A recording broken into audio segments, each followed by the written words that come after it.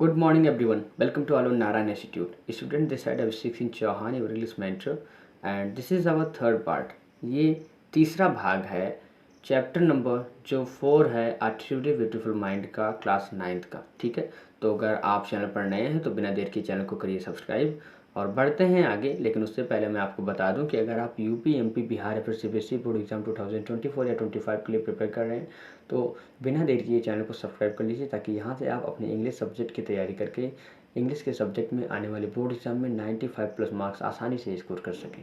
Right, आइए देर नहीं करते हुए शुरुआत करते हैं आज की क्लास का।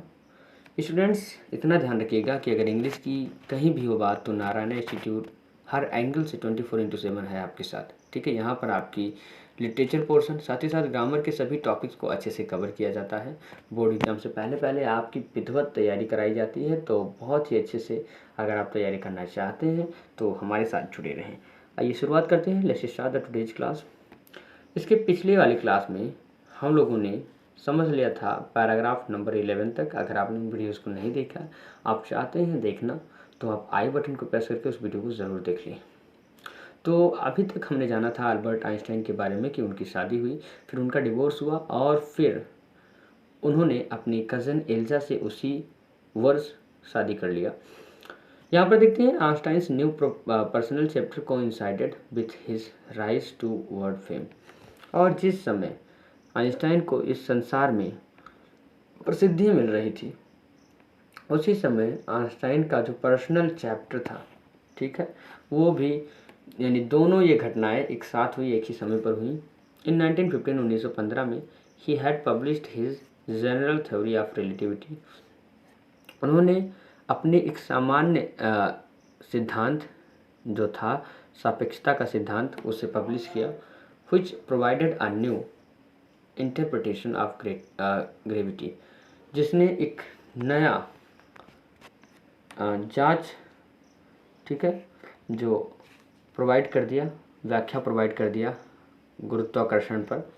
एंड इक्लिप्स ऑफ द सन इन 1919, और जब 1919 में एक सूर्य ग्रहण लगा, ब्रॉड द प्रूफ, तो उसने यह साबित कर दिया दैट इट वाज एक्यूरेट, कि यह बिल्कुल सही था, यह थ्योरी बिल्कुल ही सही थी। Einstein had correctly calculated in advance the extent to which the light from fixed stars would be deflected through the sun's gravitational field।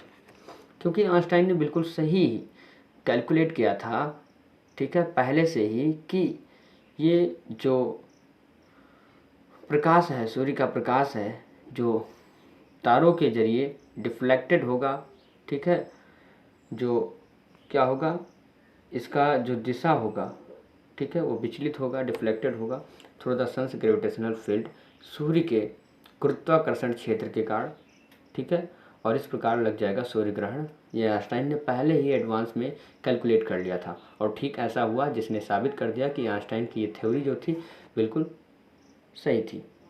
The newspapers proclaimed his works as a scientific revolution, और अखबारों ने उनके इस कार्य का घोषणा किया एक वैज्ञानिक क्रांति के रूप में। ठीक है, पैराग्राफ नंबर 13 को समझते हैं। Einstein received the Nobel prize for physics in 1921। Einstein को 1921 में नोबेल प्राइज मिला फिजिक्स के लिए। He was served with honours and invitations from all over the world and lauded by the press. ठीक है, उन्हें क्या किया गया, उनके ऊपर बौछार कर दी गई ऑनर्स यानी सम्मानों की, इन्विटेशंस और आमंत्रण या फिर निमंत्रणों की, from all over the world, पूरे संसार से, एंड लॉडेड बाय प्रेस, और उन्हें लॉडेड यानी उनकी बहुत ही प्रशंसा की गई प्रेस के द्वारा। ठीक, when the Nazis came to power in Germany in 1933, और जब नाजी लोग जर्मनी में 1933 ईस्वी में पावर में आए, सत्ता में आए, Einstein immigrated to the United State, तो फिर आइंस्टाइन यूनाइटेड स्टेट में प्रवास कर गए, यानी जर्मनी को छोड़कर यूनाइटेड स्टेट्स ऑफ अमेरिका चले गए। 5 years लेटर, 5 वर्षों बाद, the discovery of nuclear fission in Berlin, ठीक, यानी जर्मनी में जो उसकी राजधानी है बर्लिन में, उसमें एक न्यूक्लियर फिजन यानी नाभिकीय विखंडन की खोज हुई। Had American physicist in an अप्रोर, और इसके कारण जो अमेरिकी भौतिक विज्ञानी थे, उनमें खलबली मच गई जब उन्होंने देखा कि जर्मनी में, ठीक है, नाभिकीय विखंडन की खोज हो चुकी है। Many of them had fled from fascism, और बहुत से लोग वहाँ से चले गए, प्रवास कर गए फैसिज्म यानी इस फांसीवाद से बचने के लिए। जस्ट एज आइंस्टाइन हैड, जिस प्रकार आइंस्टाइन यहाँ से निकल गए थे, प्रवास कर गए थे, उसी प्रकार। And now they were afraid the Nazis could build and use N atomic bomb, और वे अब डरने लगे कि नाजी जो हैं, ठीक, वो एक क्या बना सकते हैं, एटॉमिक बम यानी परमाणु बम भी बना सकते हैं और उनका प्रयोग भी कर सकते हैं। आते हैं पैराग्राफ नंबर 15 पर और समझते हैं।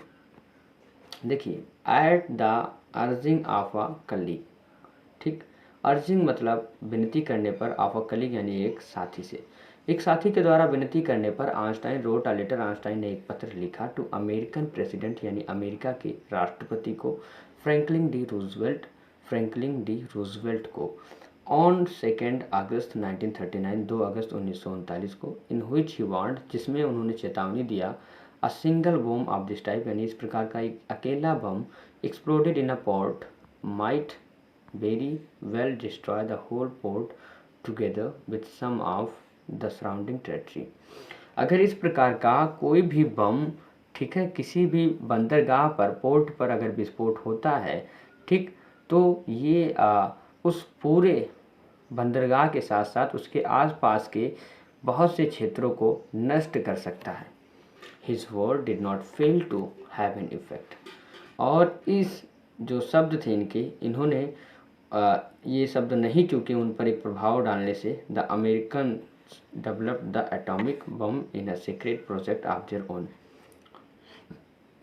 यानी इनके जो वर्ड थे वो उन पर प्रभाव डालने से नहीं चूके, और इसके फलस्वरूप जो अमेरिका के लोग थे, अमेरिका के साइंटिस्ट थे, उन्होंने डेवलप कर लिया एक एटॉमिक बम यानी एक अणुबम बना लिया, in a secret project of their own, अपने एक गुप्त परियोजना के चलते, and dropped it on the Japanese cities of Hiroshima and Nagasaki in August 1945, और इसे जापान के हिरोशिमा और नागासाकी शहर में 1945 ईस्वी में अगस्त के महीने में गिरा दिया इस अणुबम को, ठीक है।